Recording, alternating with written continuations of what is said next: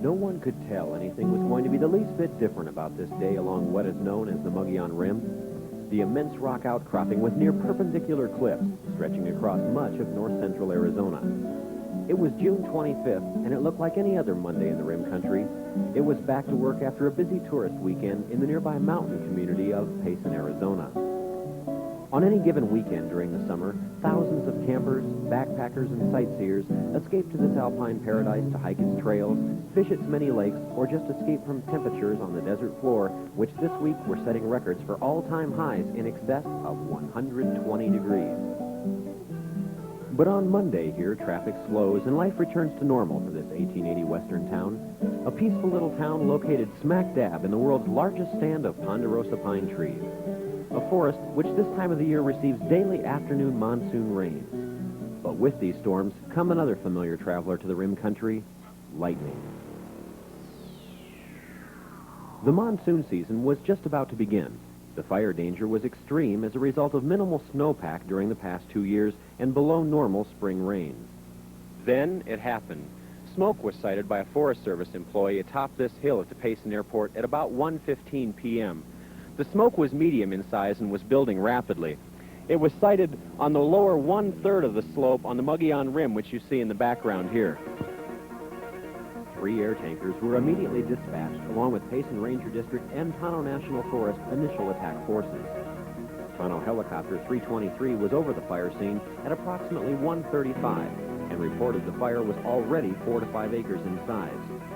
Helitack personnel were dropped off in an attempt to control the fire. Air tankers were over the blaze by approximately 2 p.m. 5 air tankers were put into rotation, fighting the fire on its southwest side. Helicopters continued flying personnel into the fire area and were used extensively to make water drops. The first ground crews were not on the scene until almost 3:30 p.m. because of inaccessibility to the area. Due to steep terrain and rough country, nearly 2 hours were needed just to reach the original location of the fire. Within the first 2 hours, the wildfire had spread like cancer in the forest, covering an area 300 acres in size. It didn't take long to see that more people and supplies were going to be needed to control what was growing at an alarming rate. At 3 p.m., a call was made to Phoenix, which activated the Class 2 Central Arizona team of forest fire experts. Early that evening, the decision was made to turn over control to the Southwest Region Class 1 team, a national team of experts experienced in all forms of range and forest fire behavior. The Class 1 team had the additional forces and supplies desperately needed to contain the fire more quickly. By this time, the blaze had scorched over 600 acres and was growing rapidly. Numerous crews from around the state were already battling the fire, with many more from around the country on the way. Jim Paxson, a fire information officer with the Class 1 team, summarizes the first day's activity. The fire started on the 25th, about 1:30. We are pretty sure that the cause was lightning. Within 2 hours, the fire was 300 acres. They did call the Central Arizona Class 2 team, which is an overhead organization, out, and they took control of the firefighting activities. About 10 o'clock the same night, they decided that it was just burning too vigorously and growing too big for their capabilities. They called a national team, the Class 1 team, which is an interagency team from Forest Service, Bureau of Land Management, Bureau of Indian Affairs, U.S. Fish and Wildlife Service, and Arizona and New Mexico State Departments of Forestry.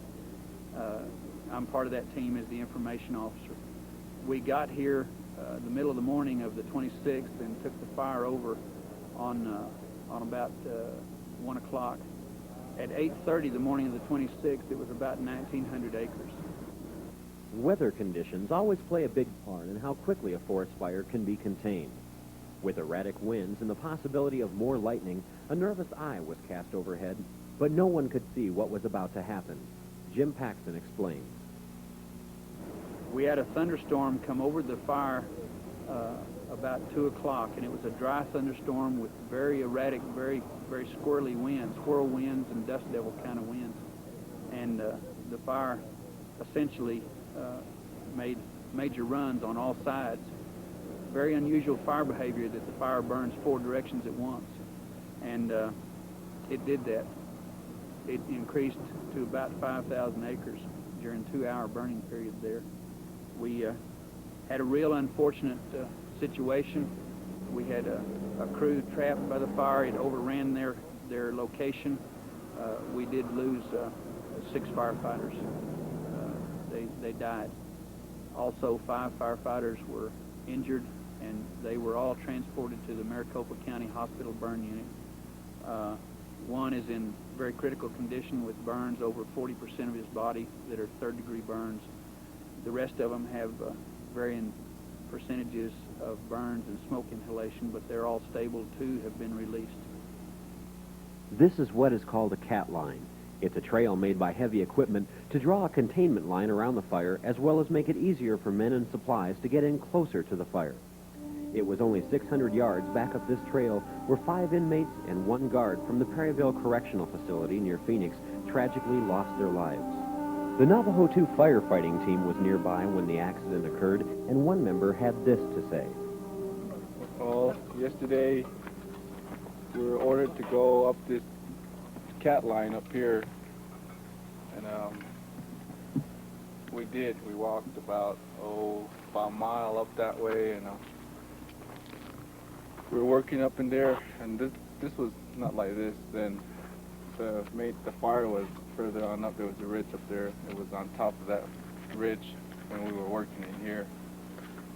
So about 2 o'clock yesterday afternoon, we met up with the Perryville crew from Phoenix, and we worked with them for about 10 minutes, and then all of a sudden the wind changed on us. It shifted towards us. It was working down this way, but it shifted to the east. So we realized that, you know, there was something wrong. So everybody and my crew, they started running. We started running back down this way. And it was something that, you know, it was unbelievable. I never been in a situation like this before, and that fire just came right after us, and some guys made it faster than others, and a few of them started falling behind. And I did what I could to push them to get us to get out. We threw our tools down, and we got out. And the Perryville crew was still behind us when we got out here, and I don't know what happened then. There were some vehicles here. We just bailed into any vehicle we could find. We got out of here.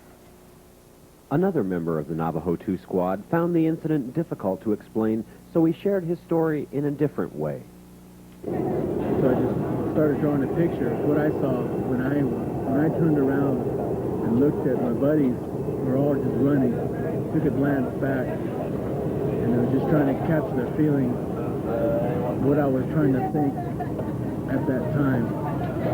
And all I remember was black heat, blazing death, one way out, can't quit, life or death, don't stop running, safety is around the next bend. And that's all you thought about. It was just running, not stopping, and if you stopped, you could die. And you just kept thinking that safety was around the next bend.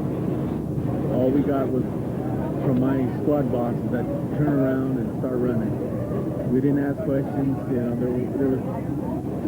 it was just turn around, start running, and you just started hearing a loud roar, like jet engines coming at you. Then everything just started turning pitch black, and you could feel heat, unusual heat, higher than the sun heat. It was just an incredible amount of heat. So all you thought about was running. And it seemed like the path went on forever. Running a full pack boot, it seemed like it went on forever. And you just didn't know whether you wanted to quit or not. But you just had to keep going. There's no way you could stop. We got to the mouth of the canyon where some hot shots were at. And at that time, they weren't aware of the situation. I was one of the first ones out. We told them it was coming. They started pulling out all their equipment, And by the time they got all lined up to get out of there, the rest of the crew had come out. We'd all jumped into their vehicles, and they had taken us around the bend. But we got up about maybe 50 yards from where we were at, and that fire overran the road like it wasn't even there. By late Tuesday afternoon, the fire was nearing 5,000 acres. But the Perryville incident wasn't the only tragedy in the story. Tuesday night, flames had spread to the Bonita Creek subdivision. Made up of a number of year-round and summer homes, residents had only a few short moments to abandon their homes and belongings and head for safer ground, getting out with their lives, but little more. This is what remains of the area, a barren waste of what is now little more than memories.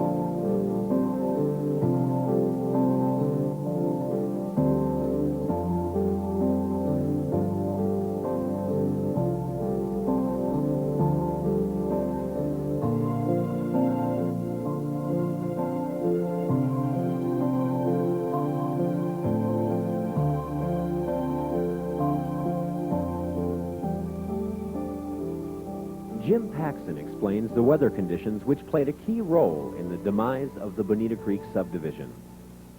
Last night, a little before midnight, the winds picked up. They were very dry winds, very consistent winds. It burned like it was the middle of the day, and the fire actually tripled in acreage. We're now at 15,000 acres. The Bonita Creek subdivision was burned over. The location where the firefighters died was close to Bonita Creek. Every residence in the area of the fire has been evacuated. Approximately 800 people were evacuated last night, and I think it's commendable. The town of Payson and the surrounding area has really opened its arms and taken those people in. The evacuation effort is great. We see a lot of community involvement in that, and y'all ought to be proud. Today, we're expecting the same kind of weather as yesterday. The high on the fire will be about 104. The minimum humidity is going to be below 10%. Our fuels are about as dry as they can get. The dead fuels, the logs and the dried grass and such is about 2%. The live fuels are 60 to 80%, and trees can't get any less than that in fuel moisture, in live moisture and live. It's just, this is extremely dry conditions. Amidst the moonscape remains lie the scattered, melted, and charred pieces of what had been a cherished, peaceful mountain retreat, one that had lived on for generations. With unpredictable high winds, fuels on the forest floor which had less moisture than kiln-dried lumber, the fire raced ahead. The plume of smoke rose more than 30,000 feet above the flames. These pictures from atop the rim depict all too clearly the devastating force which drove the fire on. Spreading to the east, the fire raced towards historical landmarks of major significance to the area. Zane Grey, the famous Western novelist, had been an admirer of the rim country. Babe Haught, a local pioneer, woodsman, hunter, and guide, had led Zane Grey on many of his adventures into this area. Haught and his family were even the basis of some of Gray's books. Having built a homestead, which Zane Grey thought highly of, Babe Haught was persuaded by the writer to build him a cabin, which overlooked the land he grew to love. Over the years, the people have passed away, but the stories of these times have lived on. Gray's cabin had become a landmark visited by people from all over the world. Haught's cabin, standing only a few hundred feet away, although with somewhat less notoriety, swelled with the rich history of the past. This is all that remains of the places where these pioneers of the Old West once called home. a haunting tombstone with an epitaph beyond words.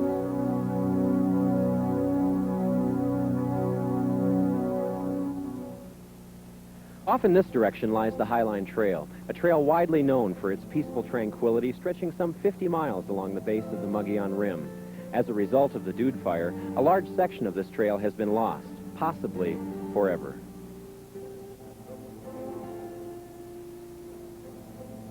In this direction wound some much older trails which had been used before this century ever began.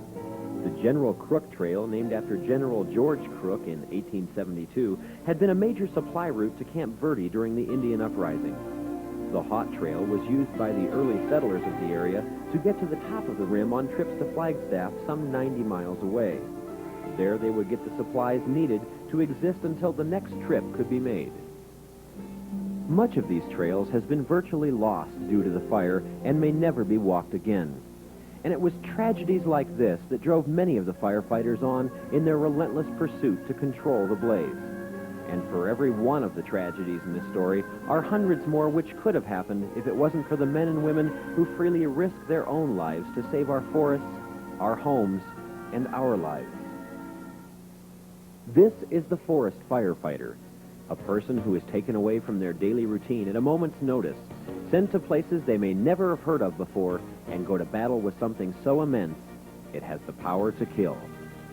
This is the person who may be sent into the field to fight constantly for more than 24 hours at a time, not only battling fire, but intense heat and dehydration, smoke that makes your eyes and throat burn, and as a result, a form of fatigue that only a firefighter knows.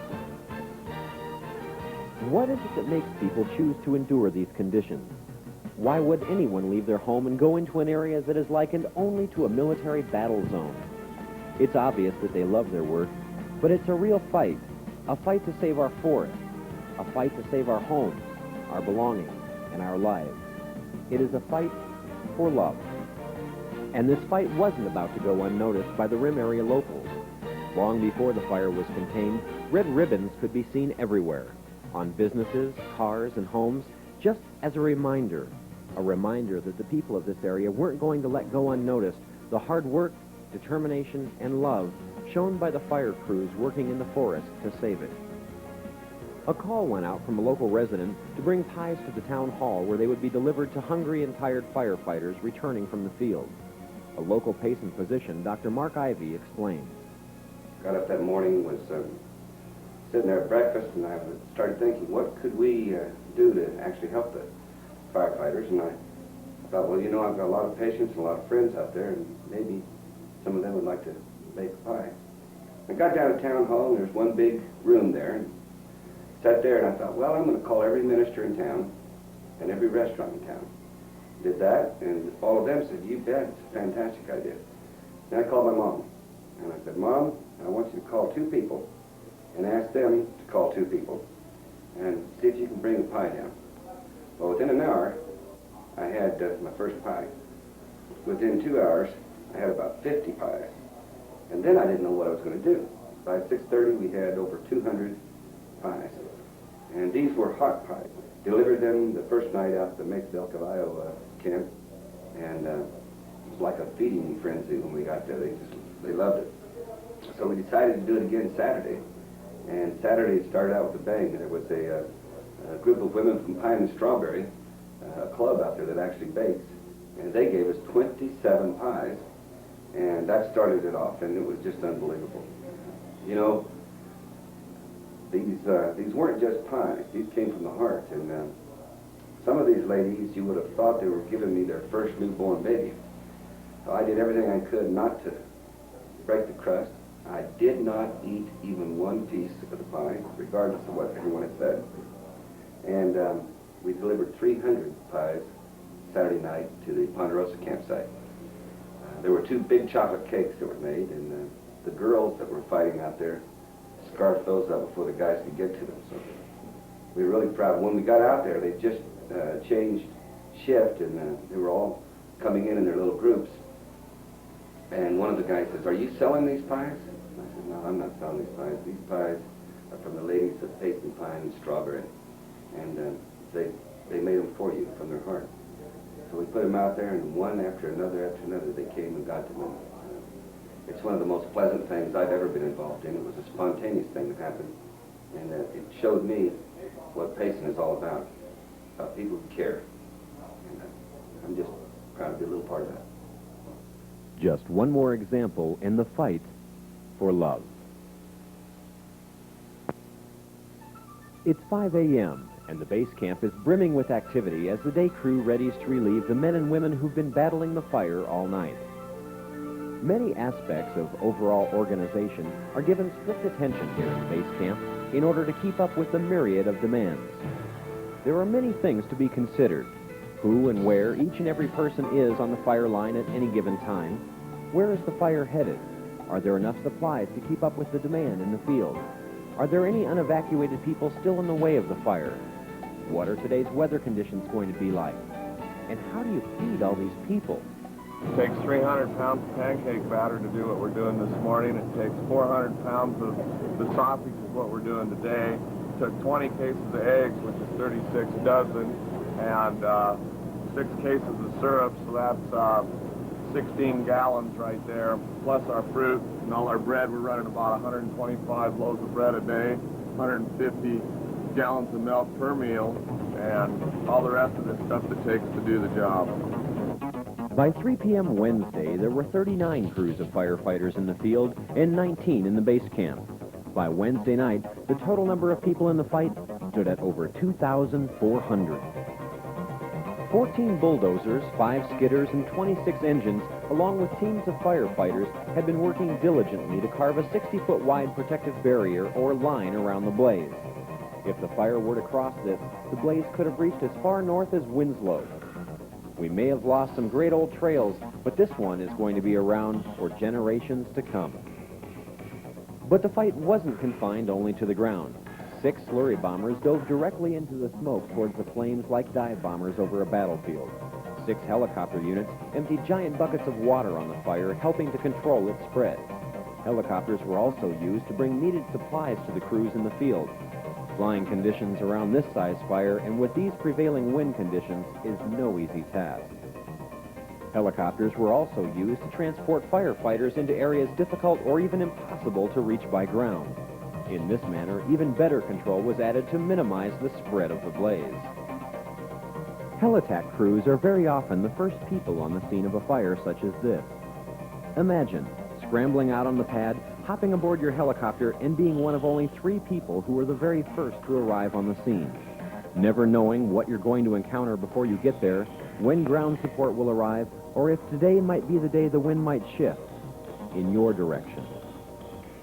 For every unfortunate occurrence like the Dude Fire, there is probably close to 1,000 other fires which are stopped cold before this kind of destruction can ever take place. These fires are usually caused due to lightning or by careless campers who don't believe their campfire or cigarette could cost other people their homes or even their lives.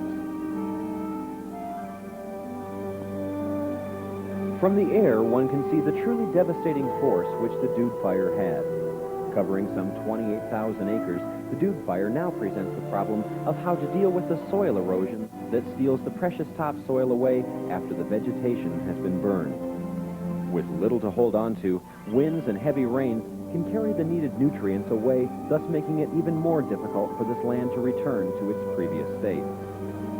Regardless, this was a forest which had been saved from numerous other fire threats in the past.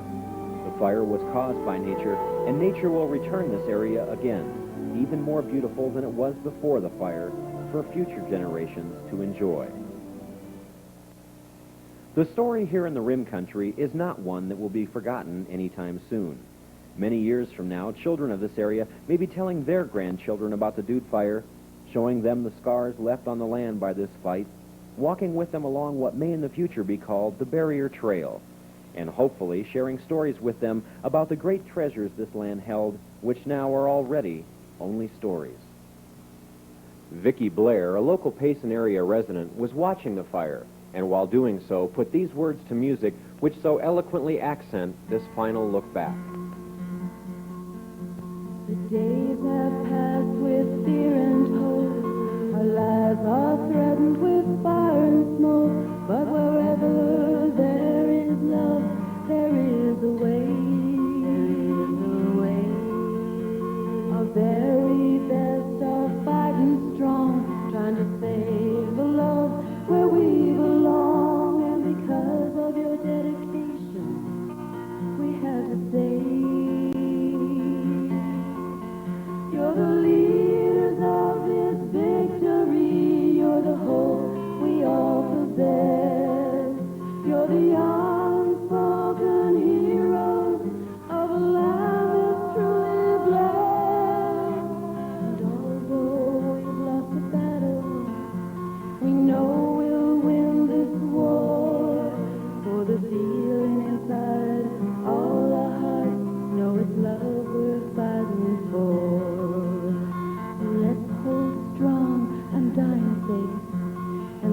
love your neighbor well. A fireman, there is no end to the things we have to tell. You're the leaders of this victory. You're the hope we all possess. You're the unspoken heroes of a land that's truly blessed. And although we've lost a battle, we know we'll win this war. For the feeling inside all our hearts know it's love you're fighting for. You're the leaders of the victory. You're the hope we all possess. You're the unspoken heroes of a land that's truly blessed. And although we've lost the battle, we know we'll win this war. For the feeling inside all our hearts know it's love you're fighting for.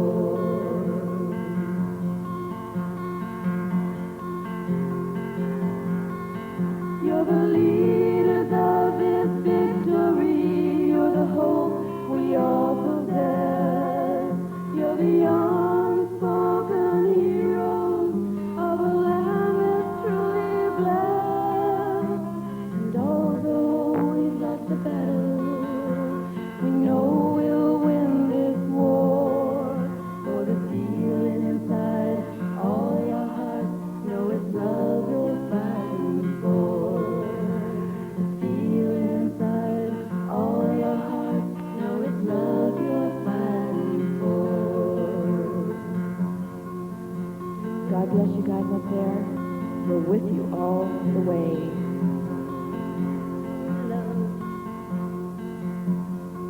I love you.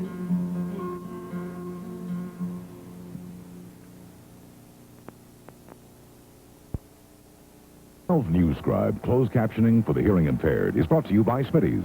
Big time savings plus big time savings.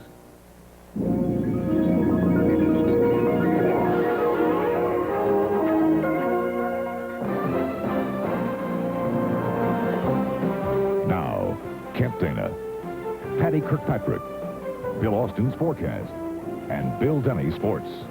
This is 12 News Tonight. Here, the winds change. Things just happen so quickly. When we first got to the patient, he looked like we were okay, and a minute or 2 minutes later, we had fire coming over the top of us.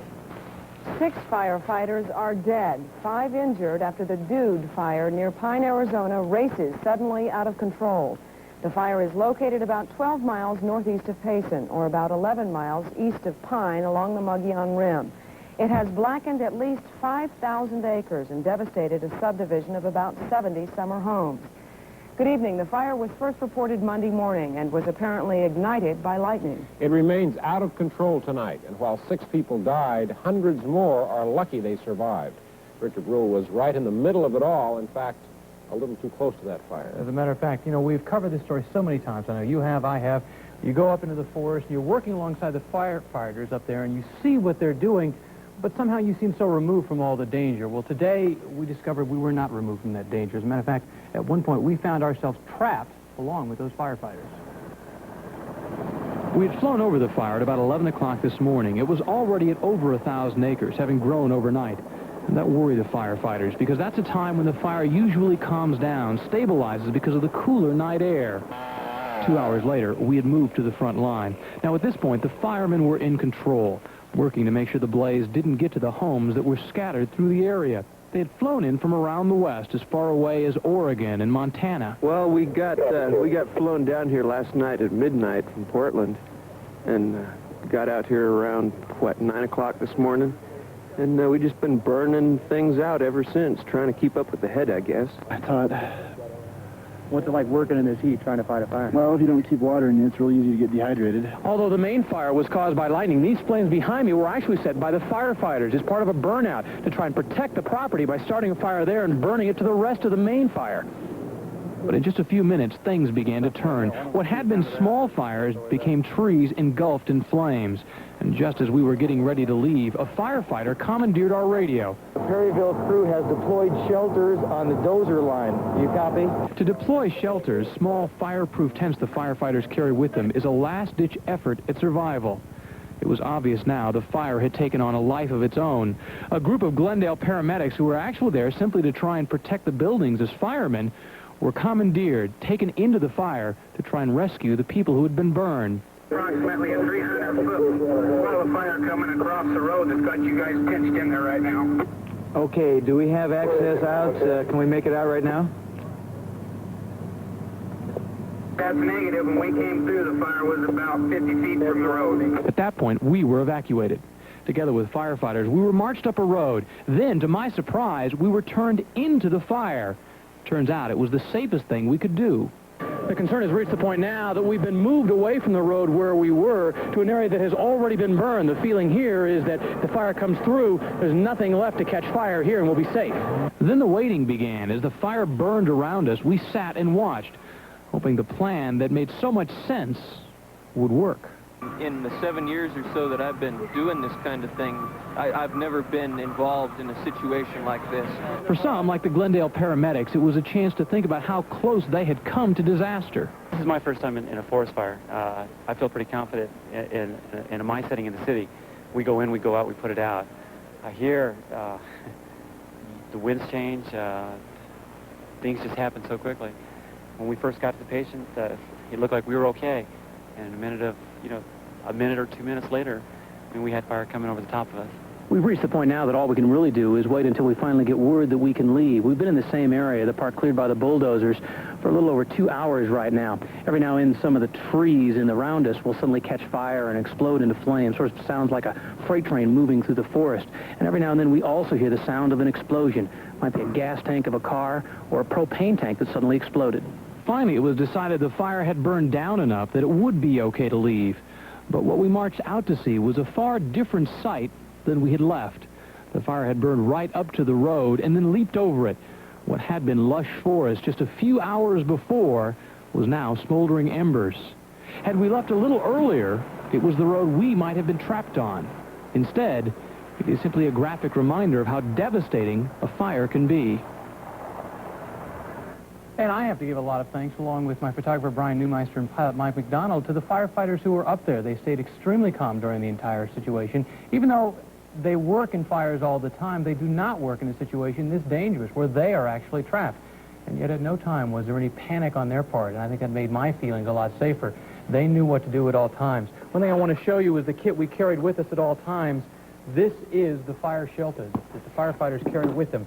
And this is their lifeline. It's a small tent. They pull this ring, small tent, they cover themselves with it, and as a result, hopefully it will keep out the fires. As we were driving away, we saw these spread out beside the road where firemen had been forced to use them. And you think that is the last-ditch effort to survive. And we can only assume that the 6 who lost their lives were caught in a similar situation, but for some turn of the wind, they were unable to get out. They were probably within about a mile of us.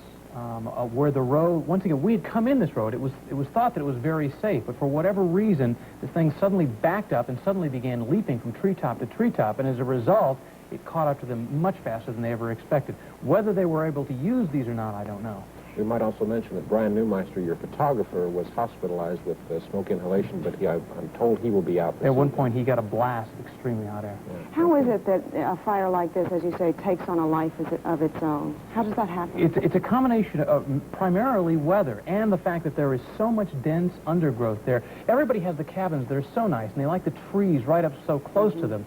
But so often they don't clear out around them. As a result, there's so much fuel. And in this particular blaze, they said quite often it would shift winds without any notice. And they're used to what they consider 90-degree shifts. But these were 180-degree shifts. And it's when so hot. it shifts that fast, and when the temperature is so hot as it was today, once again, it literally becomes a whole new ballgame. And the firefighters were desperate just to try and keep up with it. There were about 300 of us who were trapped in this one area.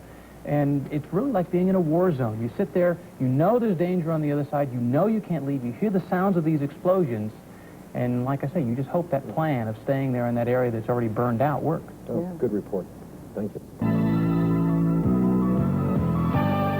You're watching the Valley's #1 source for news and information. News Center 10 with Rick D'Amico and Susan Taylor. This is News Center 10 at noon. A raging forest fire outside Payson has tripled in size in the last 12 hours, and it is a killer. It has claimed the lives of 6 firefighters. The fire is now reported to have charred at least 15,000 acres. Good afternoon. I'm Susan Taylor. Rick D'Amico has the day off. The fire made a major run overnight, and here to bring us up to date is pilot reporter Len Clements. Len, we understand there have been more evacuations in the area. What is the status of the fire now, and what direction is it moving? Susan, the fire is still burning out of control, and it appears from here that it's picking up steam. We're about 5 miles away from the center of it right now at the Forest Service command post. You're looking at the eastern edge of the fire behind me, and the fire is moving in an east-northeasterly direction. That's the way it's been going all night. Overnight, it cut a 2.5-mile wide by 7-mile long swath, as you mentioned, tripling the size of this blaze. The wood out there in the forest, just to give you some idea of how dry it is, according to the Forest Service, it's drier than kiln-dried lumber that you would build a house with. So firefighters definitely have their hands full here today. About 45 minutes ago, I flew over the fire for a bird's-eye view to get some idea of what it looks like today. And this first shot in our videotape should give you some idea of the proximity of the town of Payson to the fire. Payson's still about 10 miles away from the fire. Appears to be safe at this time. However, there are numerous subdivisions scattered throughout the woods here that are threatened. We saw several with the fire within a mile or less of these subdivisions. That's resulted in the evacuation of between 800 and 900 people from this sparsely populated area just north of Payson. The Bonita Creek housing development, 50 homes at least were lost in that area yesterday. That's the area where 6 firefighters died trying to protect those homes. At least 5 others were injured. Today, the Forest Service says it's putting safety absolutely first. If conditions get like they were yesterday with a very erratic fire behavior this afternoon, the Forest Service says it will pull the firefighters back, allow the fire to burn and out of control, which it still is. They're not even close to saying when they're going to get a line around this fire and have it under control. One other thing I should mention, Highway 260 between Payson and the Mogollon Rim is closed right now because of this fire. Susan? Yeah, we're even seeing smoke here in the valley from it, so I understand the smoke is part of the problem. But have firefighters been able to say what's the break they need to finally try to bring this thing under control? A change in the weather, Susan. A change in the weather, cooler, more humid conditions would certainly help. However, the bad news is that the forecast for today is for it to be slightly hotter and even drier than it was yesterday. So the situation is not good here right now. It certainly isn't. We thank you for that update, Len. Well, so far, as Len reported, 800 to 900 people have been evacuated in the area from about 700 homes. We'll tell you in a moment how to find out specifically what areas are affected. Now, some of the evacuees are being sheltered by the Red Cross at Payson Junior High School. There were about 30 people there this morning, about 50 people overnight, sleeping on the cots. And one couple who lives and works at a Baptist children's camp say they didn't have much time to get out. How close is the fire to your house? Too close. It was, I would say, within a quarter of a mile of where it was really crowning last night. 2 o'clock this morning when we got the word to get out.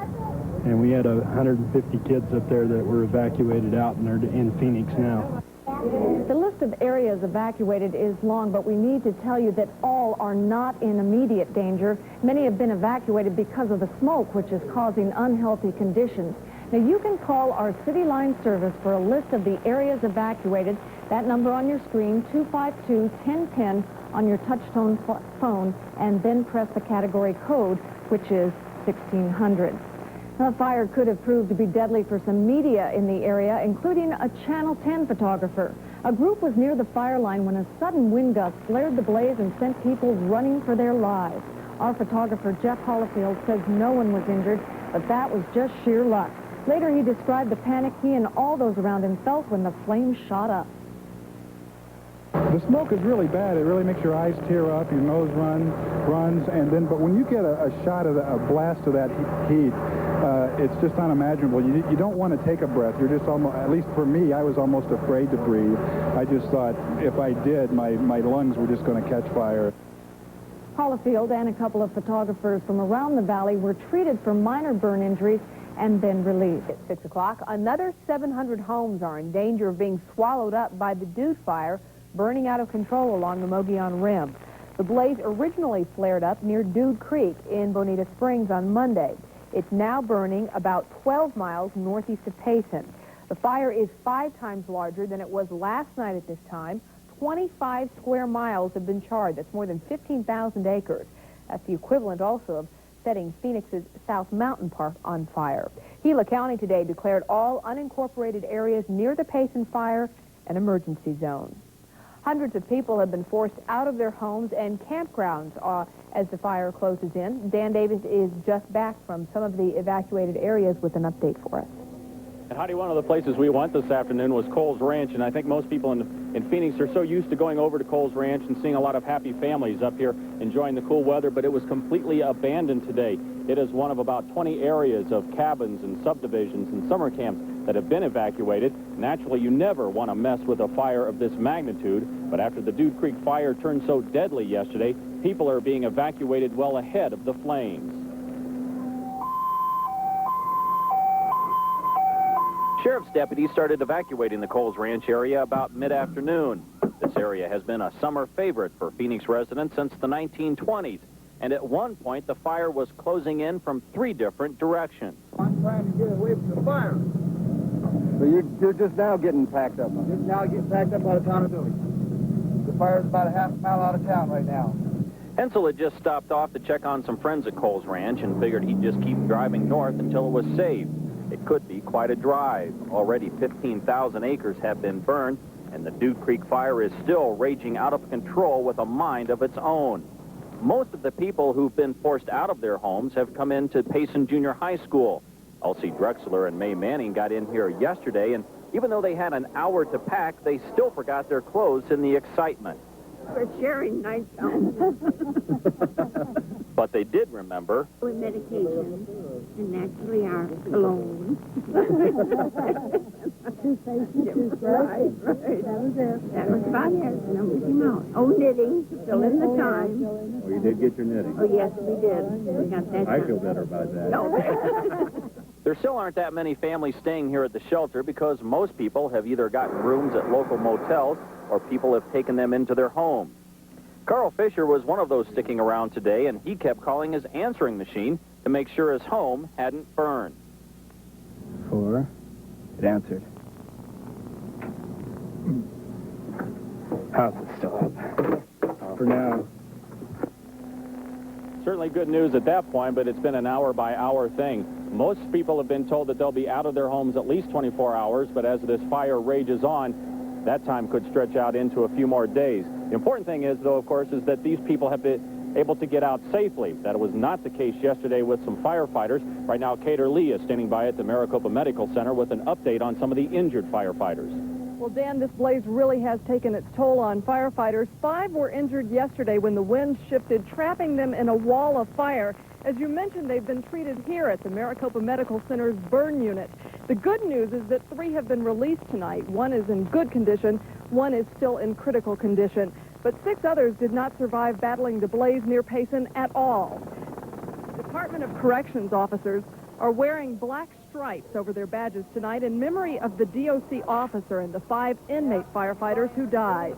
They are 39-year-old James Denny, 33-year-old Alex Contreras, 34-year-old James Ellis. Sadly enough, he was to be released from prison next week. 25-year-old Joseph Chacon and 24-year-old Curtis Springfield. Also killed was Sandra Bachman, assistant to the warden at the San Pedro unit. She was a 10-year veteran with the Department of Corrections. And Heidi, it's the nation's worst forest firefighting tragedy in recent history. Right. Thank you, Cater. Firefighters continue to risk their lives while battling a killer blaze near Payson. 6 firefighters lost their lives yesterday. And as reporter Michael Haggerty tells us now, the fire is nowhere near control. Michael? No, but Mike, there is some good news tonight. At 5 o'clock, we showed you the town of Tonto Village, actually a small community where people were being evacuated today, and told you that we just couldn't tell you whether or not that town was still standing. Well, tonight we can. Now, the Forest Service just moments ago told us that the fire did not reach Tonto Village, and so those people, it appears, will have homes to go back to. Best way to get a look at this is a look from the air. Let's take a look right now at some pictures we shot from a helicopter a little while ago. Brand new figures from the Forest Service, 16,000 to 17,000 acres have been blackened here. Most of the action today to the east. The winds have been blowing in an easterly direction all day. Lines that have been set up on the west side of the fire appear to be holding, so there is no spread there. We do understand that fire did sweep through the area of the historic Zane Gray cabin.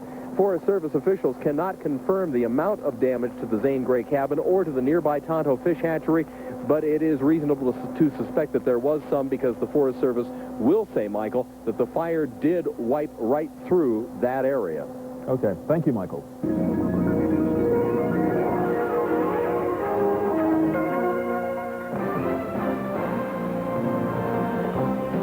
Now, Kent Dana, Patty Kirkpatrick, Bill Austin's forecast, and Bill Denny Sports. This is 12 News Tonight.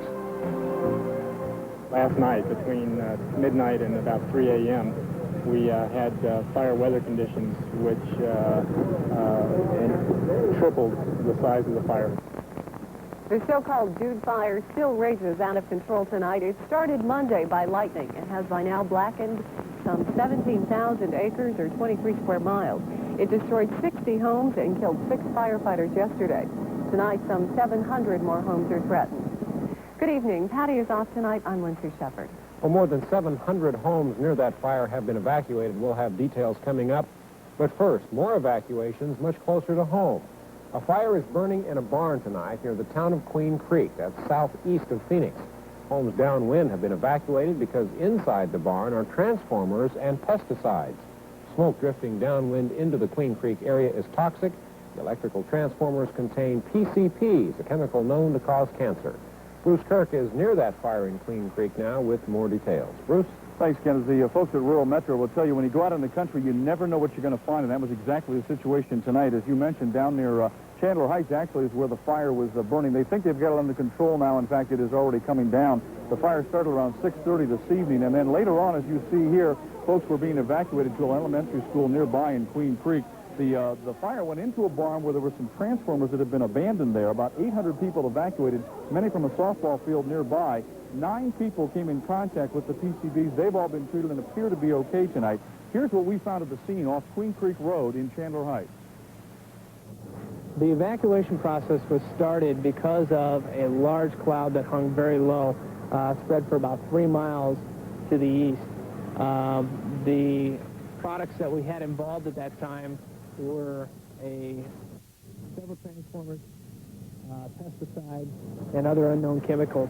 He dumped contaminated transformers there that were outlawed by the federal government. Oh, geez. And we had the county out here last year to check it out, and they assured us that there was nothing dangerous unless someone drove over one or it got struck by lightning. There was a big black cloud of smoke over the house earlier this evening, and nobody said anything. And I just had called my sister. I thought they'd come across the TV. And we were supposed to evacuate. Well, my mother had called her from Flagstaff. Oh, my God. And she was worried about us. I just say, we're kind of worried about my son, who's in a fire crew up north. And that was a common concern. A lot of the folks that were here tonight at this elementary school said they never even got the word about the evacuation. Now, the word now is that within the last few minutes, they have allowed some of the folks to go back near Chandler Heights. This is east of Greenfield, north of McQueen, south of Ocotillo, and west of 158th Street. The remainder of the people, some of which you see here now at the elementary school, will be able to go back in about the next hour. They do have it under control, and they do not think it's a problem any later on tonight. Kent? So the fire is out at this time, and they're just trying to control the smoke and the rest of the debris from the fire. Yeah, exactly. And as you heard from one of the women that we interviewed there, they're concerned, some of the neighbors down there, that there were PCBs left in these transformers in this barn that have been there for some time. The state had come out, apparently looked at them. We'll take a look at that tomorrow if we can and see more about why those were there in the first place and if there was any kind of a pose of danger to all the folks in the area. Okay, thank you, Bruce. Meantime, the Jude fire continues to rage out of control in Gila County near Payson tonight.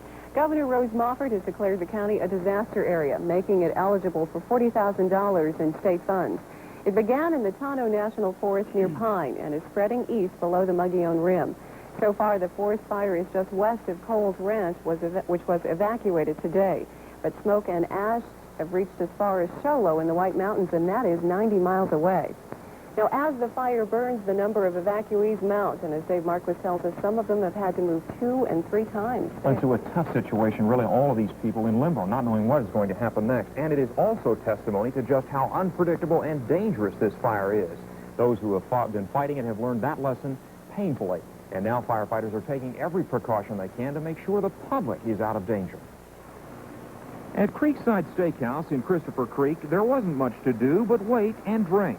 Well, I'm a little nervous about losing my home, but other than that, there's not much I can do about it. I've got everything packed in my truck, so I'm ready to go. Well, we've had several fires up here, but nothing of this magnitude, and it's moving our direction, and we're concerned about it, and we're packed up and ready to go, but we're going to stay here just as long as we can, and we'll be open 24 hours a day as long as it takes to accommodate the people and the sheriffs and the firefighters and whatever it takes. So Creekside has opened its cabins to evacuees. The erratic fire has already forced the Long family to move 3 times. Sirens going off through the village and saying we got 15 minutes to get out. And they said just take the essentials and leave. And that was it? Mm-hmm. What'd you do? Then we went down to the house at Coles, and they told us the same thing down there.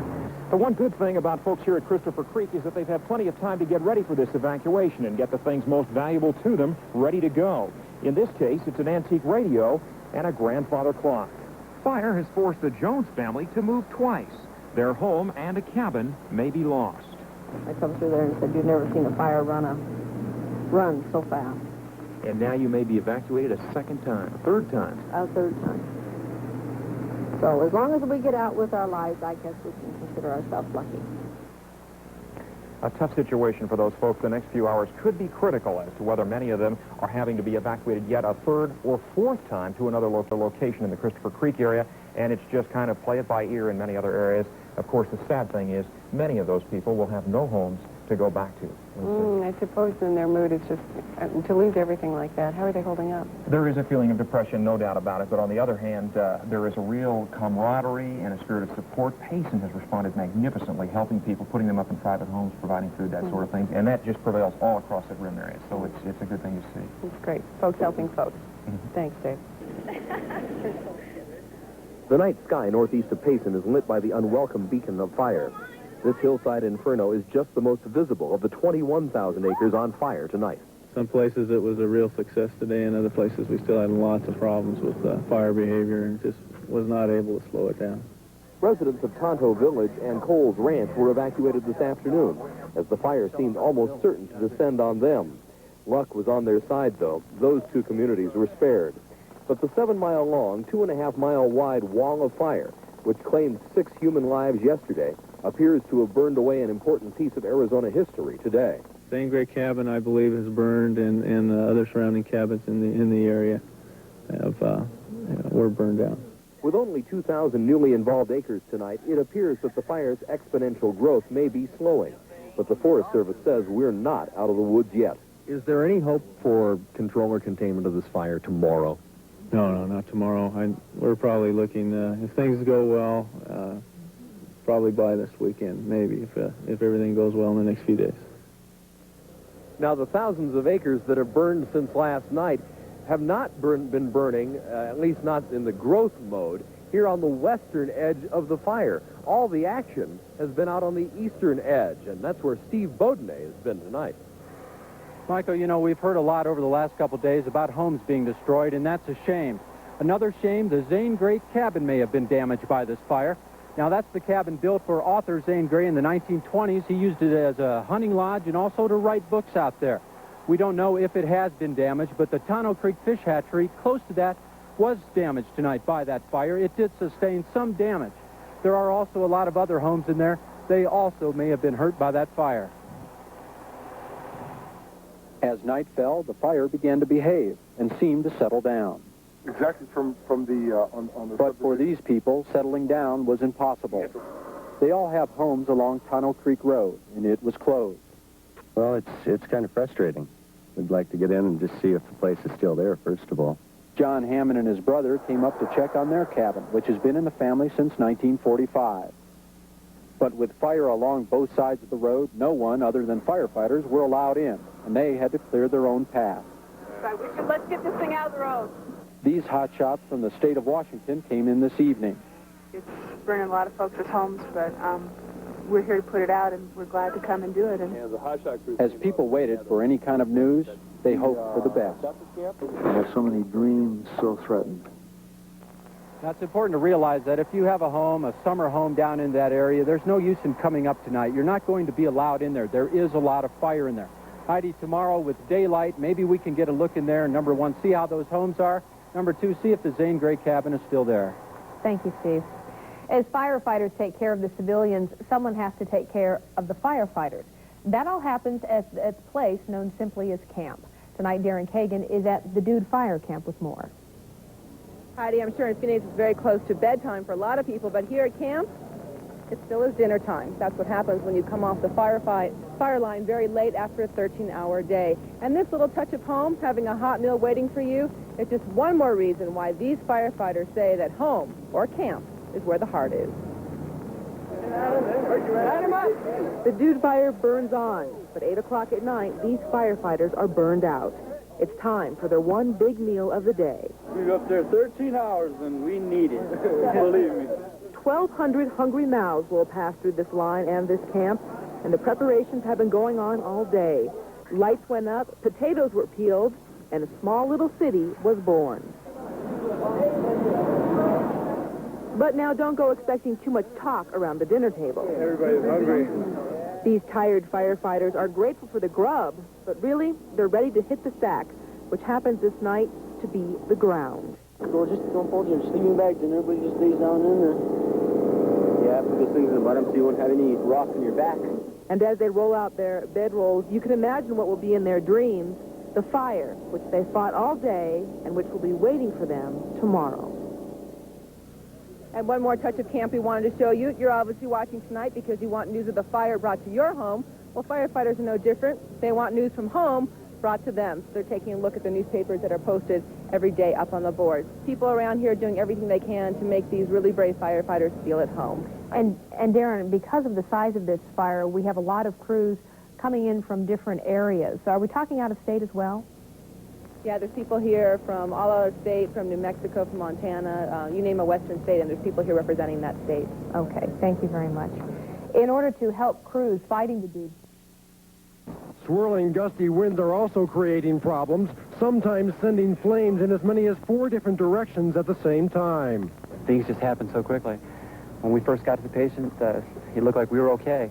And a minute or 2 minutes later, we had fire coming over the top of us. With luck, firefighters hope to contain this blaze over the weekend and perhaps control it by next week. Ron Kelly, 12 News, Payson. So far, the so-called Dude Fire has been burning out of control now for 3 days. The fire began on Monday from a lightning hit about 12 miles northeast of Payson in east-central Arizona. It has already spread into portions of the Coconino and Apache Sitgraves National Forest below and above the Mogollon Rim. Nearly 60 houses, most of them summer homes, have been destroyed. 700 people have been evacuated, with another 500 standing by to evacuate in Christopher Creek. The area that's been hit the hardest, Bonita Creek. Today, the Forest Service allowed reporters to get their first close-up look at the destruction. Our Lou Ruggiero was one of them, and he joins us live from the main fire camp. Lou.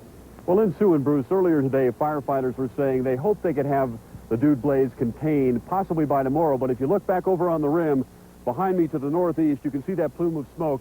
Hot, windy conditions continue to make this fire unpredictable. So crews are going to be working through the weekend. But no matter what fire crews do from here, they'll never bring back the homes at Bonita Creek.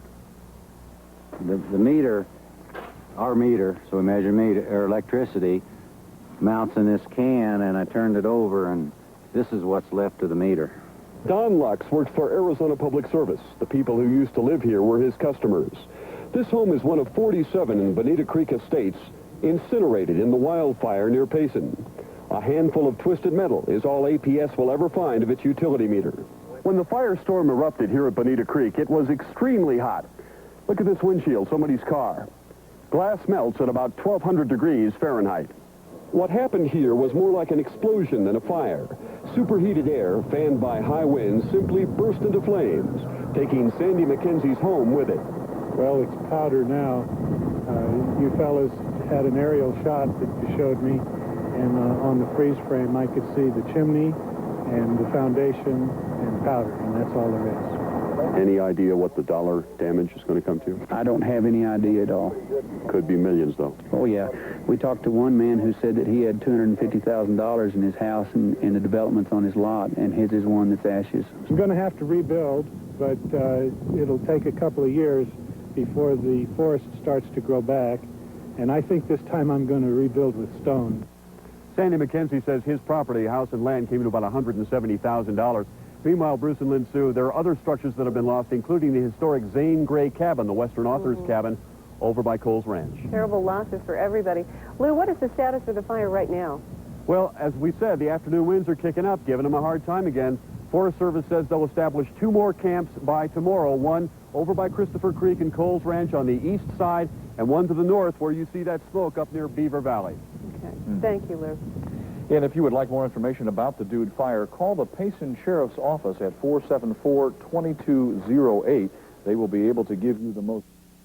To mention arsonists. Despite the best efforts of thousands of firefighters, the fires have now laid waste to 20,000 acres of ponderosa pine forest in Arizona and caused property damage in the hundreds of millions of dollars in Glendale and Santa Barbara on the California coast. Here's ABC's Ken Kashiwahara. In the hills above Santa Barbara today, firefighters continued battling the worst of Southern California's wildfire. Residents tried to save what they could. But it was a useless effort. Already, the fire has destroyed 300 homes, many worth more than $1 million. After it broke out late yesterday, the fire spread at the rate of 1 acre per minute, fanned by 60-mile-an-hour winds and fueled by record-high temperatures, and vegetation dried out by 4 years of drought. Essentially, it was like a freight train at a high rate of speed. It just was not going to stop, no matter what was in front of it. Throughout Southern California, the rash of wildfires has burned a total of 14,000 acres of brushland and buildings. Officials suspect 3 of the major fires, including the one in Santa Barbara, were started by arsonists. In Orange County, a man described as a drifter was arrested. In the Los Angeles suburb of Glendale, a fire spread rapidly up a hill, destroying 50 houses. Investigators found a butane lighter along the side of a road and say arsonists often wait for hot, dry weather to act. It's an ideal situation for an arsonist to set a fire and have it done successfully. Today, California Governor George Deukmejian offered a $50,000 reward for information leading to the arrest of the arsonist and declared Santa Barbara County a disaster area. But this could be just the beginning. The day before the wildfires broke out, state officials had predicted that California's drought could set the stage for fires of disastrous proportions. Ken Kashiwahara, ABC News, Los Angeles. And in Santa Barbara, not all the fires are out by any means. Still, many homeowners are returning to see what's left from yesterday. Linda Patillo is there. Nearly every house on the block was destroyed but Herb Sharp's.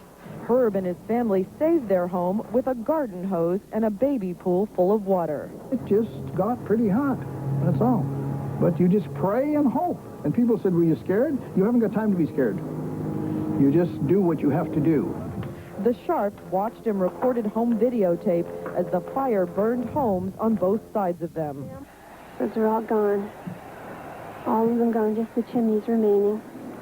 Except for Neely's and Hamisters and ours. And they're all gone. Our place is okay. Thank you, Lord. This morning, it seemed that everyone was looking for something to remember, however small. Bob Crawford was back to search. Look at the little ice tongs. Yeah, sugar tongs. Sugar tongs. Yeah. He found his mother's sterling silver. There's your butter knives. Oh yeah. Lorraine Hardy and her fiancé, Ed Justice, spent the day looking for the wedding ring she was to wear when they get married in November. Belt buckle? They found it in a charred filing cabinet. The diamond is black, but the ring still usable. Linda Patillo, ABC News, Santa Barbara. In Washington today, the Senate has voted. Story at 6 o'clock. Firefighters are facing another long night as they desperately try to get a line around that deadly Dude fire. That fire north of Payson has been running wild for 4 days now. But tonight, there is some good news to report. Dan Davis joins us now from Payson with an update. Dan? Well, Mike, a little bit of good news tonight. They're still saying this fire has burned about 22,000 acres, but they feel like they've got pretty good containment on 3 sides of the fire. The big problem is over here on the eastern end, where the fire continues to rage and run at will. This is what the fire looks like as it burns about 1.5 miles from Coles Ranch. It's absolutely awesome to see the power and the rage in this forest fire. And if the intense heat and flames aren't enough of a problem, the wind has been a major factor today, first sending the flames racing in one direction and then suddenly reversing field. And at this point tonight, there's no way of even knowing when this fire can be stopped. Meanwhile, this fire is also causing problems in nearby Payson, where a mandatory ban has been put on all outside water use. We got down to about 60% in our storage capacity yesterday, which still leaves us with a surplus of 2.5 million gallons. That could be used up pretty quickly in the event the fire turned towards Payson or more fire support personnel were turned in. So we're not out of water. We're just being very, very cautious. And, of course, the other problem is that with so many firefighters around town, they're using about 75,000 gallons a day to wash up, to shower, and, of course, to drink. Now, here's the plan for tonight. Over there, just to the right of where you see that plume of smoke, is an area where the old Horton fire burned. Right now, crews are going in there to try to start building a firewall to try to get the fire that's burning right there to meet up with the flames that you saw over near Coles Ranch. If they can get the fire concentrated in that direction, they think they have a good chance of getting those flames to burn out. But as you saw, Mike, those flames are so intense that it's going to be a while and take an awful lot of effort. So they're not exactly that hopeful that that will exactly happen, the meeting of those 2 fires. It's the best they can come up with right now. Okay. Thank you, Dan. All week we've been telling you the Dude Fire is spreading quicker than most. To give you an idea of exactly what we're talking about, take a look at these maps. 4 days ago, the lightning-caused blaze had charred 800 acres in the Tonto National Forest. Tuesday, the blaze swallowed up 5,000 acres. Yesterday, it tripled in size, spreading to 15,000. And today, the forest fire many are calling the worst in Arizona history has burned more than 21,000 acres of the beautiful Mogollon Rim. The fire is now spreading from Horseshoe Lake to Turkey Ridge. And an area to the south is also being threatened as the fire reaches Coles Ranch and Tonto Creek. Homes in both areas have been evacuated. Today was the first time residents of Bonita Creek were allowed back into their community. Most of that community was destroyed Tuesday when the fire rolled through. Steve Beaudenay was the first reporter to go back with those residents. And Steve, can you tell us what they found? You know, Heidi, this is one of those days in the business that's very tough to forget. Bruce Curtis moved to Bonita Creek 3 years ago to live that cool mountain life. Today I went back home with him to see what was left of that life. I had 4 bathrooms in here. It was just beautiful. For Bruce Curtis, today's trip home was anything but beautiful. And I had a leather chair and a leather couch. And, the television and stuff was on this floor. There's nothing that... The only thing that's left is the metal stuff. And that's my girlfriend's car. That was a nice little Honda Accord. That's totally gone. And this up here was I had a monster truck. It was Curtis says he left so much behind Monday night because he really didn't think the fire was headed this way. You don't worry about a freight train that's going in the opposite direction. You know, you just don't think. You just, I don't know if you have the capability of thinking about how bad something like this could be. I can't. I've never seen anything like this. I still don't know where my dogs are. He was so sure that everything would be okay that he left his 2 Airedales and their newborn pups behind. It's my Airedales, my dogs, and 2 puppies. With everything now gone, Curtis says he doesn't want to stay here in this Mogollon Rim country. I may go up to Idaho, someplace where it's a little greener and a little wetter. I don't know what else I can do. It was a tough day back there in Bonita Creek. Now, of course, many people up here are homeless. Heidi, the firefighters are fighting so hard tonight to try to keep others from being in that same boat. And it's so easy to forget, but these people are going through such personal tragedies. It's very sad. Tough day. Thank you, Steve. Well, the fire has claimed a bit of Arizona history as well. The Zane Gray cabin, built in the early 20s by the writer, has burned to the ground, and all that is left is its foundation and chimney. And the road leading to Camp Tontozona, the training ground for Arizona State University's football team, is blocked and the area evacuated. The fire is about 3 miles north of the camp and is headed that way. Once again, power lines running through the fire area have been cut off. The two power routes run from Joseph City and Four Corners through the Payson area and on to Phoenix. The lines were back on this morning, but just before noon, APS decided it was best to shut them down. Cutting the power essentially gives firefighters one less thing to worry about. Phoenix customers are also being asked to cut down on power use until further notice. Santa Barbara residents call it an incredible fire that came down from the mountains and burned everything in its path. Raging wildfires set by arsonists have burned more than 300 homes in Southern California.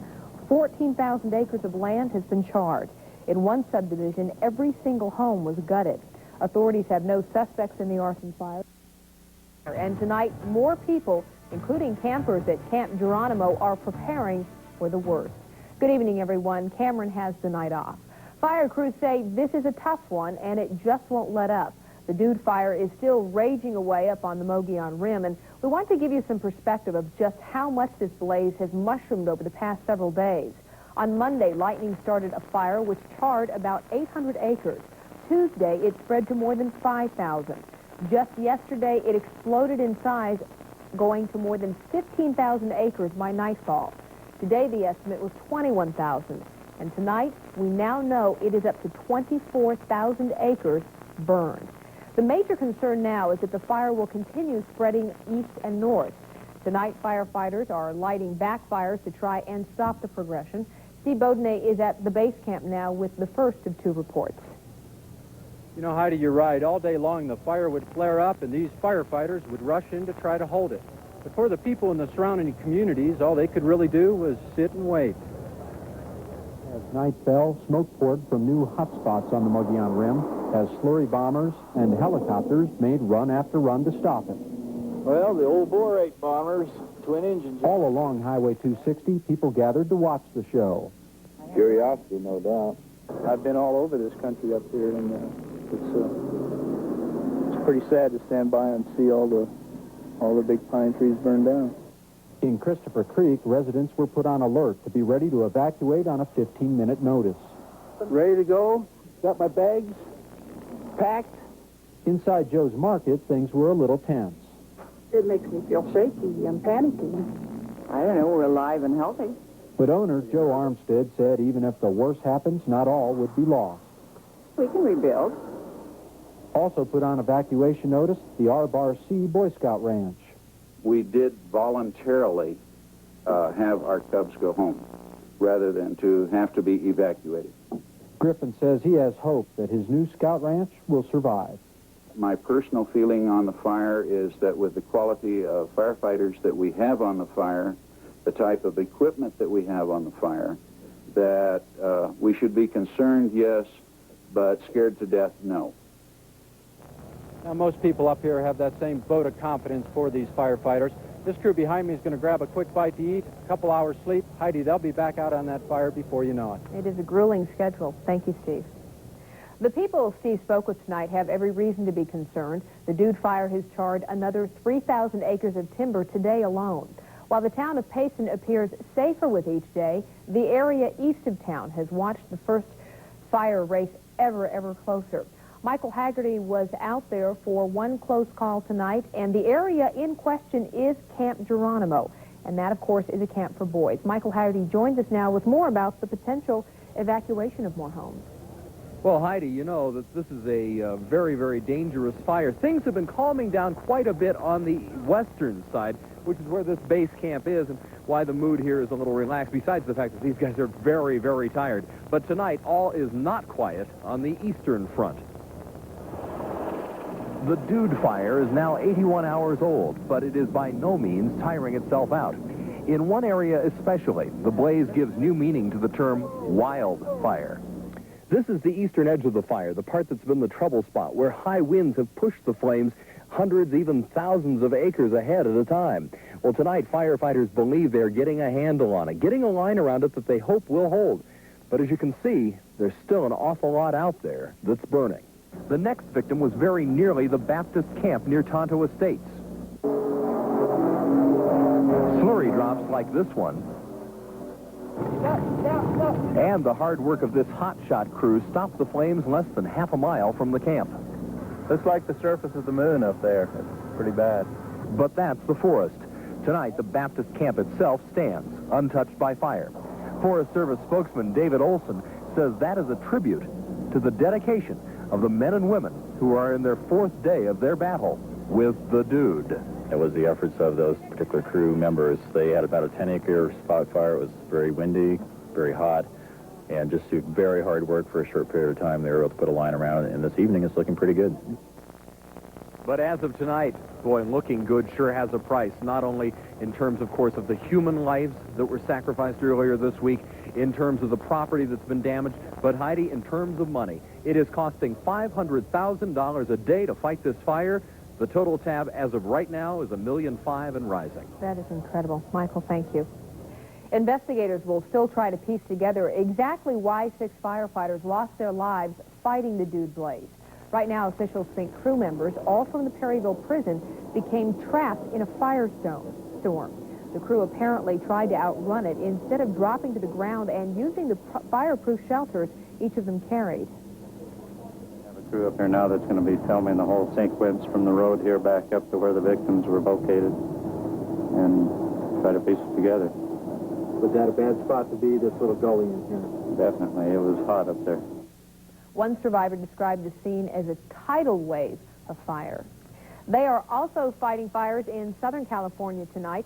Wildfires have spread across the state, ravaging homes and destroying more than 14,000 acres of brush. Tonight, firefighters are working on spot fires, as you can see here. This is in Santa Barbara County.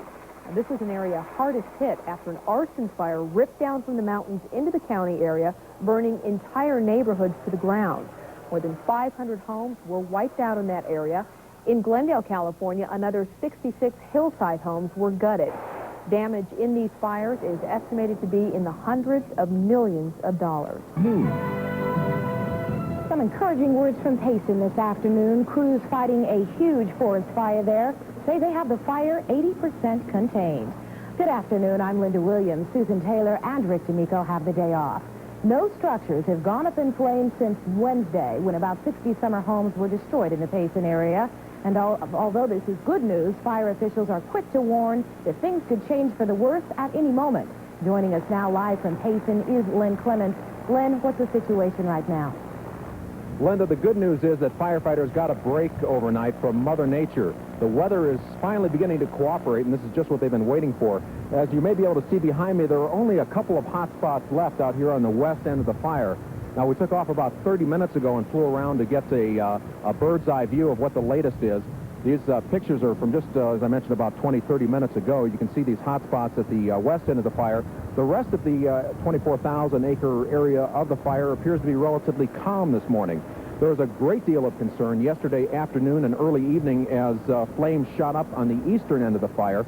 Fortunately, though, that part of the fire burned into an old forest fire area and extinguished itself pretty much overnight. Now, that fact, the old fire being on the east side and the existing fire burning into it, along with firefighters working throughout the night, they were able to bring that part of the fire under control. The big question now is, what will the weather do today? Even a slight rise in temperature or a slight drop in humidity could cause the fire to flare up again. The winds are beginning to pick up a little bit now, and that could pose a problem for firefighters later this afternoon. Linda, we'll be keeping an eye on the situation up here, and I'll be back at 5 o'clock with more details. Okay, Len, thank you. Fires in Arizona are not exclusive to the Payson area. In southeastern Arizona, 400 firefighters are battling 5 lightning-caused fires. Flames from those fires have blackened about 4,500 acres in the Coronado National Forest and the Whetstone National Forest. Officials say firemen are being hampered by more than dry, hot weather. They are also dealing with snakes, insects, and hidden mine shafts. Crews battling a raging fire in Santa Barbara County, California, hope to have the fire contained sometime today. So far, the fire has destroyed 567 homes and has left hundreds homeless. It is one of 4 fires racing through Southern California rangeland, fueled by heat and 4 years of drought. It's pretty steep, inaccessible, pretty hostile terrain, and it's not a soft rolling hill that they can get in there with shovels and stuff and do a line. It's pretty much straight up and down. Several firefighters on red. 1990. Good afternoon. Temperatures are down, the humidity is up, and the winds are calm. And all those factors are helping tired crews contain the Dude Forest fire, still burning out of control. The fire has been burning along the Mogollon Rim since Monday, devouring some 24,000 acres of timberland. Right now, crews have a fire line around 80% of the blaze, but they're still having problems on the north and east sides of the fire near Horseshoe Lake. And if, and that is a big if, the weather holds, the fire could be contained by tomorrow evening. Ron Talley reports from the Tonto National Forest. Cooler weather and milder winds have helped firefighters get a handle on the blaze that has raced through Arizona's Tonto National Forest all week. Ground crews now have a fire line around 80% of the lightning-caused blaze. We feel real good about that 80%. The weather's helping us. It's a little cooler. We've got some cloud. Firefighters launched an all-day, all-out assault on one major hotspot, which, if doused, could lead to containment. Part of that attack is by helicopter, trip after trip, bucket after bucket, with water and fire retardant. It's painstakingly slow, but still important. Helicopters and slurry tankers douse the flames in the rugged mountains that ground crews cannot get to.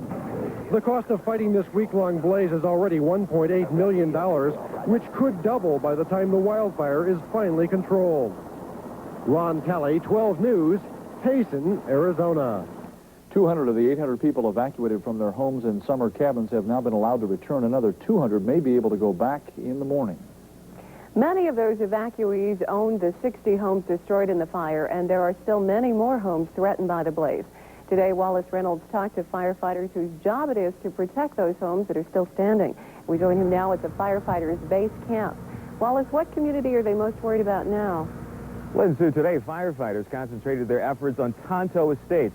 This is a place full of beautiful cabins. Cabins that may not be around next summer.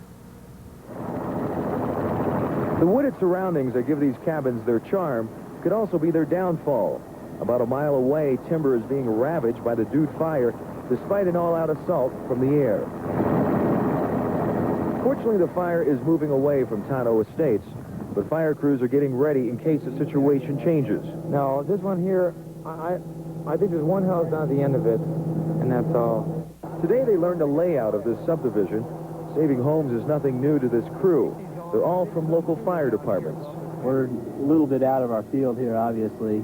But as far as the structural protection, it's a little bit similar, but you've got such a large fire load around these cabins in the wildland interface that it just gets to be a little bit spooky. To lessen the danger, they've come well prepared. Hoses were brought in, and they will eventually be laid out in front of every cabin. But even with this, there's no guarantee Tonto Estates will survive. And you can fight these little spot fires all right. If the whole subdivision starts to crown out like it did at Bonita Creek, well, there's nothing you can do then. Bonita Creek, the subdivision just mentioned by Bob, was devastated by the wildfire. Lynn Sue, over 50 homes in that area were burnt to the ground. Wallace, how long will those shelters be open? The shelter being run by the Red Cross will be open as long as is needed. So far, it really hasn't been used. Most people left homeless by the wildfire were put up in private homes. Mm-hmm. All right. Thank you, Wallace. And if you would like more information about the Dude fire... Kirkpatrick, Bill Austin's forecast, and Bill Denny Sports. This is 12 News, 6 o'clock. There is some good news tonight on this major forest fire that has burned 24,000 acres in Arizona. Firefighters have contained 80% of the blaze. Thousands of firefighters are there along with the National Guard. Here is where the fire is burning tonight. It is in the Tonto National Forest near Payson. It is currently moving northeast and the winds are picking up. Woods Canyon Lake has been closed and could be evacuated. More than 60 homes have been destroyed already, but as of right now, no homes are threatened. Good evening. I'm Lynn Sue Shepard in for Patty Kirkpatrick. And I'm Kent Dana. Well, by now, it's a familiar pattern. A cool morning along the rim breeds optimism, and then that optimism gets literally blown away by the afternoon winds that fan the 25,000-acre Dude fire near Payson. Lou Ruggiero is live at the fire's main camp with this update. Lou? Well, in Sue and Kent, the word that everybody wants to hear here, firefighters and residents alike, is containment, total containment. but it is not time yet for that word. There is still smoke and ash all around the rim. Firefighters started bringing in their helicopters to the northeastern section of Dude, where they've been trying for days to complete a line around the fire. That line is about 80% done. But those winds come in from the west every afternoon, and they kept pushing the flames to the east along the rim. And even though thunderheads are building up along the rim, that is not necessarily good news here. Not in this country. Sometimes thunderstorms don't mean rain. It just means wind and maybe more lightning. And that's trouble for you? Could be. It depends on how close the thunderstorms are and how the winds hit the fire, and they're very unpredictable, and that's why it's trouble for us. Gary Loving talking about the thunderheads that you can see over the rim now. We've been seeing lightning flashes for the past several minutes in this area, and again, it's a dry thunderstorm. If it is a dry thunderstorm, that could cause firefighters even more problems if it moves to the wrong place. Now, there are nearly 2,000 firefighters here at the Dude Base Camp, a city that rivals the size of Payson, which is only a little bit bigger. In fact, a camp like this depends on Payson for survival, and a fire is a cloud that has a silver lining, at least for a few folks. How much ice have you sold the Forest Service as this fire started? This fire about 2 tons, and we're just got over another major fire a week ago. So took several tons on that one. Tom Pickett's Payson Ice and Fuel is working almost non-stop these days. The price to the Forest Service, about 65 cents a bag. Gasoline, groceries, motel rooms are being used as a result of people coming in from the outside to work the fire. There's a sign you can see a lot of in Payson this week. No vacancy.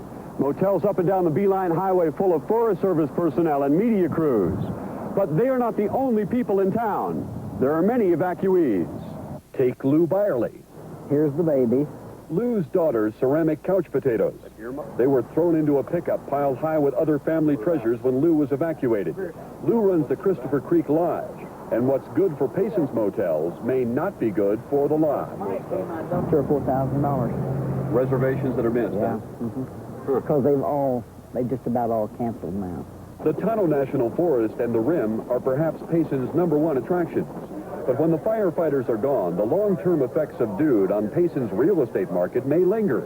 Gloria Green is waiting to go back to her house in the Whispering Pine subdivision. The tall pines and the cool area, now people, when this happens, they panic sometimes, and they don't, really want to take a chance of buying where it's so beautiful. But you're living in a national forest. It's a living, breathing, cyclical thing that's going to change, and fire is part of that change, unfortunately.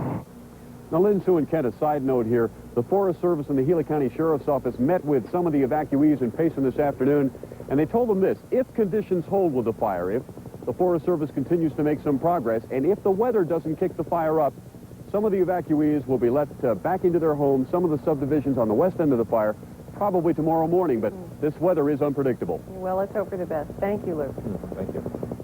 Well, if you are concerned about someone in the area or want to check on property there, we do have a number you can call.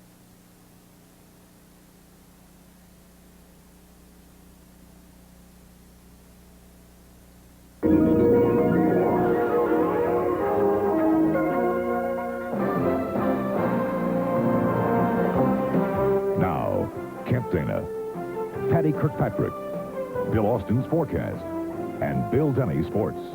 This is 12 News Tonight. Good evening. Patty is off tonight. I'm Lindsay Shepard. In Gilbert tonight, funeral services for one of 6 firefighters killed this week near Payson. 24-year-old Curtis Springfield was among 5 Perryville prison inmates killed when the so-called Dude Fire exploded into Bonita Creek Estates. His father, Ron Springfield, said all of them should be remembered for the sacrifices they made. Sacrifices made a number of times during the 2 years of fighting forest fires. And now this week, the ultimate sacrifice of laying down his life to help fight that devastating Dude forest fire. Many of you are justly proud. Springfield and many of the other inmates who fought the Dude Fire would have been eligible for parole soon. Meanwhile, Springfield's comrades still on the fire line have that blaze 80% contained. But there's still work to be done before the Dude Fire is extinguished. Here's the latest estimate on how far the fire has spread. An area near Knoll Lake above the rim is threatened, and the fight continues to save Ellison Creek Estates and Tonto Village. But Cole's Ranch on Tonto Creek will open again tomorrow morning as long as the current fire lines hold. The U.S. Forest Service says the blaze should be contained by Sunday. Good news for many who will be able to return to their summer cabins. Wallace Reynolds is live at the main camp for the firefighters. Wallace, what's the situation now? The situation for those evacuated looks very good, Len Sue. As we all know, they spent the last couple of days in private homes and motels. But the U.S. Forest Service says that some of them will soon be able to sleep in their own bed. And by soon, they mean as early as tomorrow morning. That is if the weather holds up. Also tomorrow morning, Governor Moffett is going to be coming out here to check out the devastation of the Dude Fire. And, you know, the governor's visit seems years away for the firefighters here in the base camp. And when they came in tonight, they were very exhausted. For many of them, this is day 5 in their war against Mother Nature. Ironically, Mother Nature gave them a beautiful send-off when their shift was over. And the crews left her with a couple of fires that are meant to keep the much larger wildfire from smoldering west into Payson. When the firefighters made it back tonight, the first order of business was a long and enjoyable time at a tent that has become the most important place at base camp. Yeah, it's pretty good to have a nice hot meal and stuff. Kick back for a while till tomorrow morning, go back out. Took off about at 5 this morning, came back about 13, 14 hours. Those are some long hours, and it makes crew members think of only one thing: sleep. We don't get much sleep, but we get enough to pull the day through. Then there's another day. There's another day, that's right. Another fire, always another fire, another day, so just gotta get through it. And, you know, whoever was inside of that tent, they're probably get a call to wake up. Len Sue, folks inside the tent wake up at 4:30 in the morning. And as I mentioned earlier, the situation is looking very good for those who were evacuated out of their homes. About 1,000 folks were forced to leave their homes because of the Dude Fire. But the U.S. Forest Service is now saying that they will be able to head back tomorrow morning and sleep in their own beds. Wallace, the fire is about 80% contained. How soon before some of the firefighters can start coming home? Len Sue, the situation is such that it's going to be a week before the firefighters can actually return home.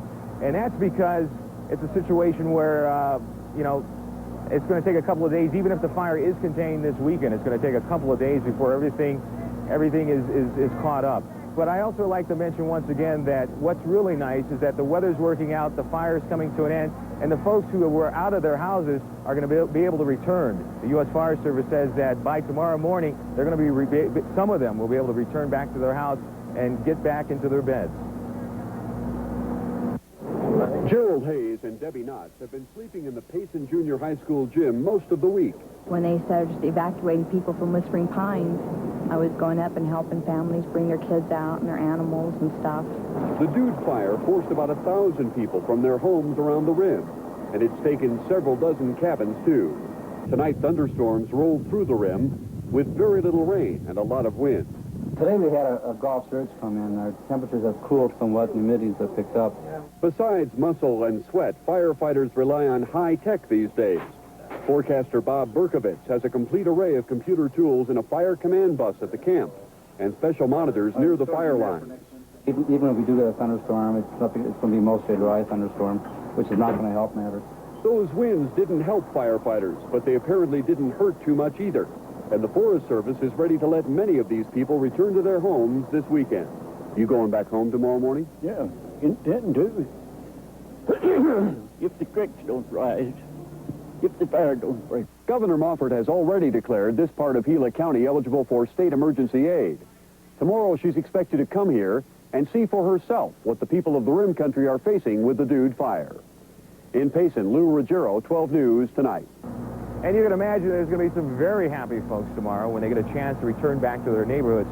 Len Sue, I'm going to actually be going out with a couple who've been out for a couple of days. They've been staying in a local motel, and I'm going to go with them tomorrow morning as they return back to Whispering Pines.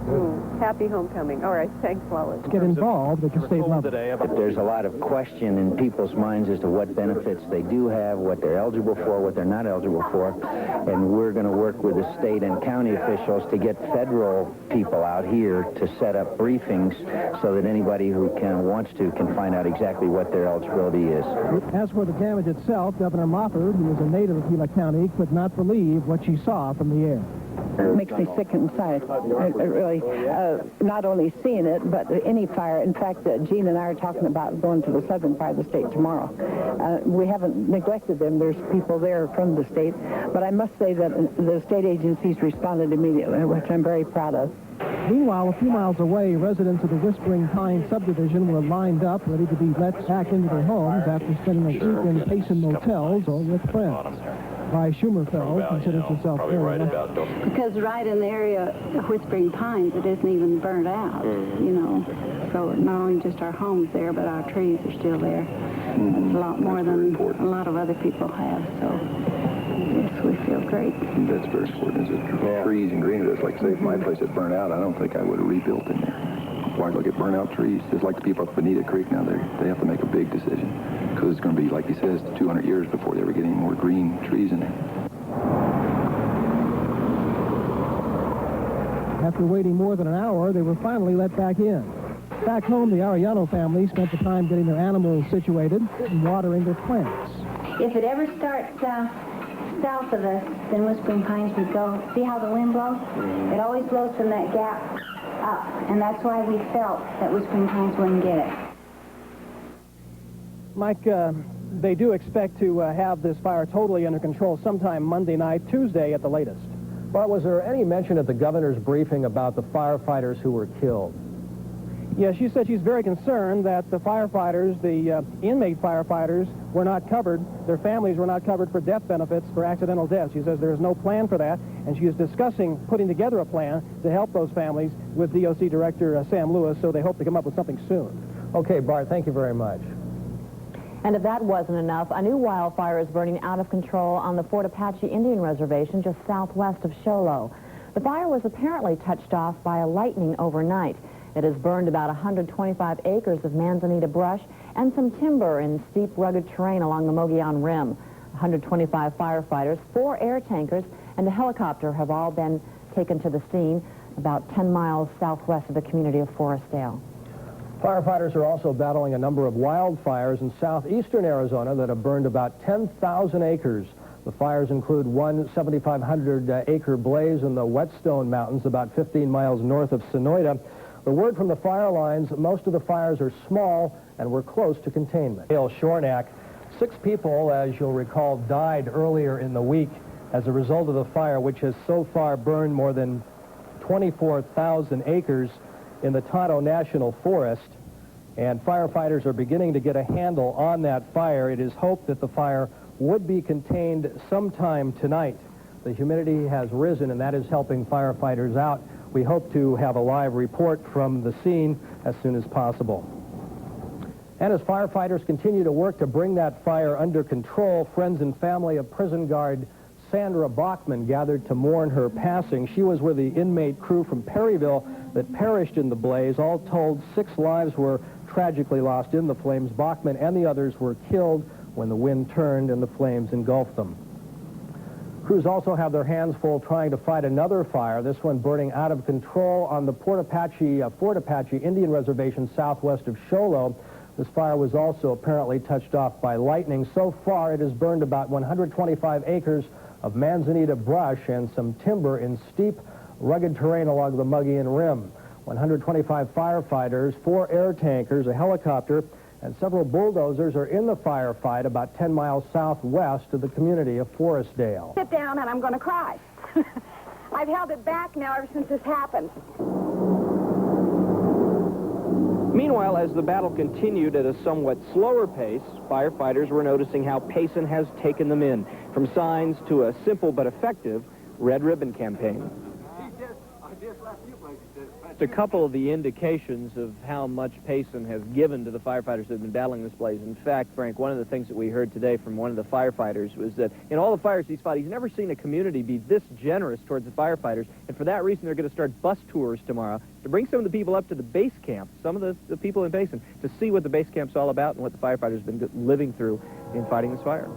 Their way to say thank you. Also, Jay, is there any word, are they making any prediction as to when they may expect containment? Containment looks now to be 8 o'clock tomorrow night, and they'll start mopping up inside the lines following that and into Monday morning. That is certainly very good news, Lance. We all know there is a lot of good news for some of those residents who've already been allowed to their home. But beginning at 10 o'clock tomorrow morning, the residents of 7 more communities will be allowed to go back. Now, those communities are Washington Park Summer Home, Rim Trail Estates, Birdie Glen Estates, Shadow Rim Girl Scout Ranch, Bray Creek Ranch, Knowles Property. Now, before these people are allowed back into their homes, they need to go to the evacuation center at Payson Junior High to get a permit. Now, there have been many losses to this fire, and one of the greatest is the cabin of the noted Western author Zane Grey. Steve Beaudenay joins us now from Payson. And Steve, is there anything left of this wonderful historical monument? Frank, the answer to that is a very sad no. The problem was this fire had absolutely no respect for this piece of Arizona history. It's not a pretty sight, one that'll shock all of us who've ever visited here. A pile of broken glass and charred wood that was once the cabin of author Zane Grey. Wash basins, there's looks like a scale. Pieces of Arizona history lie quietly, covered with ash, including some of Gray's work. I don't think there's anything savable out of this book. The fire left another cabin on this site intact, but it took out some other buildings as well as Gray's cabin.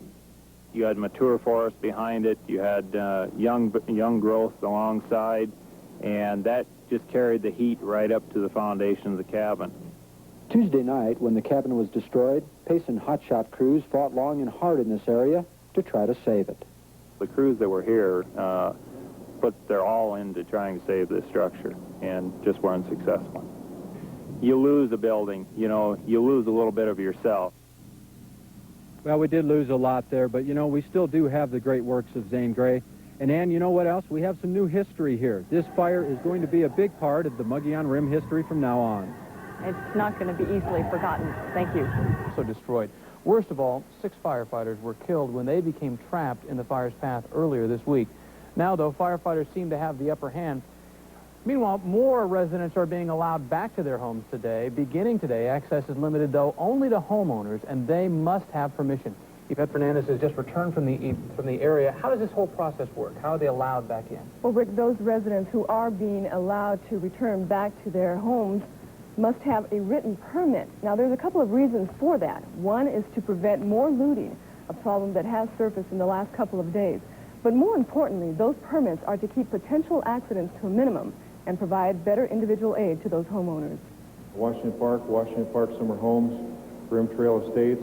It's become a daily ritual. Residents from the area come to this public meeting, hoping to hear if they are next on the list to go home. Beginning today, though, those who are on the list can go home only by permit. This afternoon, Daryl and Pat Stacy arrived at their home. As they approached it, the Stacy said the feeling was eerie. Well, it looks just like we left it. And given what we were told on television, it's amazing. We're very fortunate. We knew to start with that the odds were very bad because the fire started over this way and was coming this direction. It was only a wind shift change that caused it to go the other way. While some residents, like the Stacys, can now begin getting back to normal, many others remain in a state of limbo. Jim Sumpler lived in the now badly burned Bonita Creek subdivision for more than 30 years. There's nothing left. It's all leveled. We lost 2 houses, a barn, garage, and another outbuilding there. We didn't take much with us. Some important papers and things like that, and a few photographs, and that's about it. Sumpler and his neighbors, who were completely burned out, say despite their property and personal loss, there are others who lost even more. As much as we loved it, we didn't want anybody to die trying to save it for us. That it was important, but it wasn't worth losing a life over. And that's what makes it more of a tragedy than it is the fact we lost 6 lives. The homeowners from the Bonita Creek subdivision, the worst hit area, are expected to be allowed to return home to see what's left of the property by tomorrow morning. And Rick, they too will have to have permits to get into that area. Obviously, you can't calculate the emotional loss, but the dollar loss, just the numbers, what have they put out so far? The numbers are incredible. Officials estimate that it's costing so far more than $10.5 million just in property damage, and that's just so far. That's not fighting it. No. Thanks for that. Well, firefighters in California spent another exhausting day today fighting a huge blaze near Santa Barbara. The fire is now under control, But officials are warning residents not to be too optimistic because the area is so dry. Last week, and the whole camp sat and listened, and there are actually tears in the eyes of some of the firefighters up there. They're really moved by that. Tomorrow, the cleanup really starts beginning, especially for the folks who've been burned out of their houses. Red Cross has a center here at Payson Junior High. Everybody, whether burned out or just damaged, needs to come in and register because that will help get federal disaster relief. Finally, last thing, lest you think all these firefighters are going home and resting, there were over 100 fires started by lightning last night in the Heber area. Most of those have burned out, but there are other fires in the state and in the West burning. Many of these firefighters aren't just leaving here, they're leaving to go fight other fires. This is a very dry season, and it's bound to be a very long summer for these Indeed. men. A fire I was at recently, a firefighter said, I'll get home, do the laundry, and then another call for help will come out. Yeah, that's about the way it goes. Yeah. Thank you, Jay. Well, there is good news as well from the battlefront in California, where several other fires are burning there. In that state, all of the fires are now under control. And, of course, the worst fire this week was the one which raged near Santa Barbara much of the week. It destroyed nearly 500 homes. It was brought under control last night. The Glendale fire, which you see here as it rolled over dozens of homes last week, is now out. But the fear is that more fires are still ahead there as well, along the drought-stricken California coast.